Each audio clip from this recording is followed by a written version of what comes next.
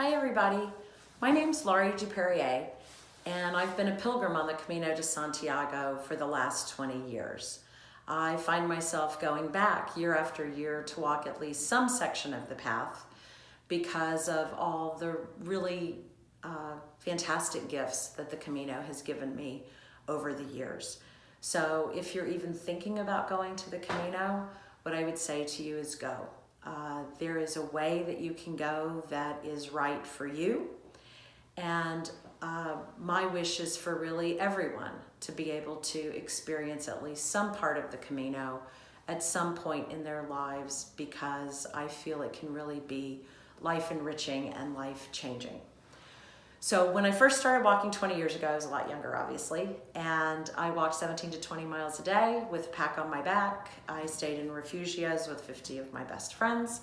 Didn't always get a lot of sleep, but I did stay there, and I ate a lot of sandwiches. And those journeys were magnificent, and I wouldn't change a thing about a single one of them.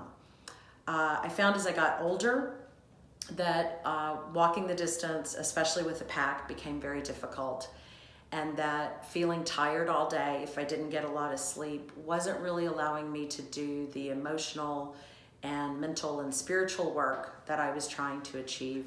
So I started looking at ways to alleviate some of the physical suffering that I was going through, to free up more space for the things that I wanted to think about and experience emotionally and spiritually.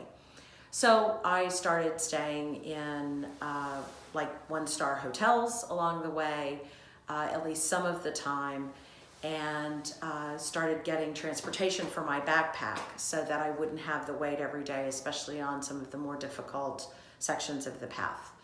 And what all of this leads me to say is there is no right way to walk the Camino. There's just a way that's right for you. And today, more than ever, a lot of options exist that can really allow people who maybe in years ago wouldn't have been able to walk because there wasn't the support that they needed to be able to go. So what I want to talk to you about is what some of those options are for people who don't really feel either physically or emotionally like they can plan this journey, walk 500 miles, walk every step up and down mountains and hills and on asphalt, and stay in the refugios. So here's a few of those options. First option is if you're really feeling pretty physically fit, but you're worried about the weight on your back, there are multiple services that for 7 to 10 euros a bag will transport your bags for you to your next destination. And that really allows you to carry a day pack and keep some of the weight off your feet.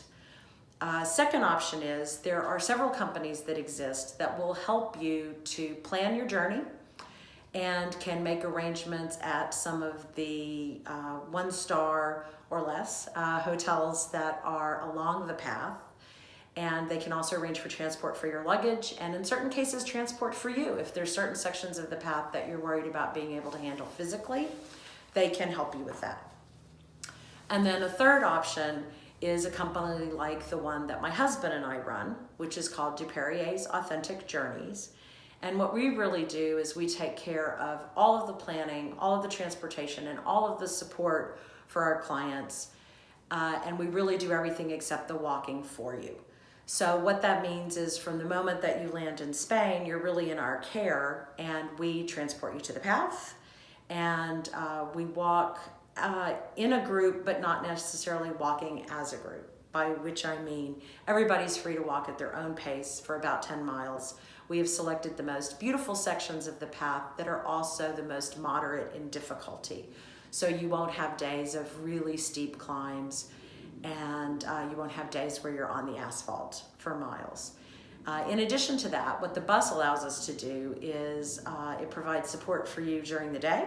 It transports your luggage. And then at the end of our walk, after we've had a really scrumptious lunch at the place where we arrive, it allows us to stay in places that are a few miles off the path. So these are wineries, inns, places that will really give you a feeling of the Spanish countryside off the path. And each of these places usually has a fantastic kitchen. And we have chosen really the best food and wine representative of each region that we're in, so that everyone can experience not only the beauty and culture of the Camino, but also the beauty and the culture and the food and the wine of Spain. So there are a lot of options out there. Frankly, if you can't walk at all, but you're really interested in the history and feeling the energy of the Camino, you can drive. Obviously, people go by bike as well, but if you really have physical limitations, I would say go ahead and go and rent a car. And there's a lot that you can see if you're able to just even get out of the car and go tour a monastery or a beautiful church or go see a monument. So my real message is if you are thinking about going to the Camino, please go. It is a really fantastic, magical place. And however you go, just try to find the way that feels right for you as an individual, and you will then have the best possible journey for you. So I wish you all a buen camino, and good luck.